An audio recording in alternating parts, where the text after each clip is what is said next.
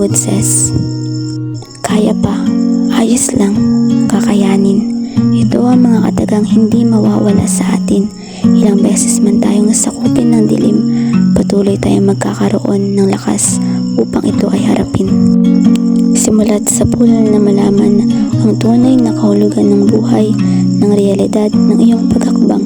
Natuhan mo rin kung paano maging matapang, dalhin ka man ng hangin sa walang kasiguraduhan. Ang pag-usad sa iyo'y naging mahalaga kahit nakakapagod o kahit ubos ka na.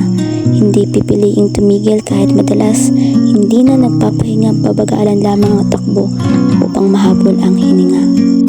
Nakakaranas ka ng pagkatalo sa iyong ipinaglalaban, lumuha ng ilang ulit nang walang nakakaalam, sinisi ang sarili sa hindi mabilang na kamalian, nawala ka sa dilim ng problema at kawalan.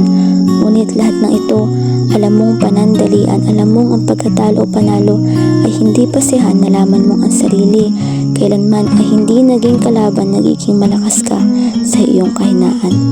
Dahil ganito tayo tinuruan ng mundo, iba-iba man ang kinakaharap nating bagyo, iba-iba man ang paraan natin upang malagpasan ito, naging mandirigma na tayo na handang lumaban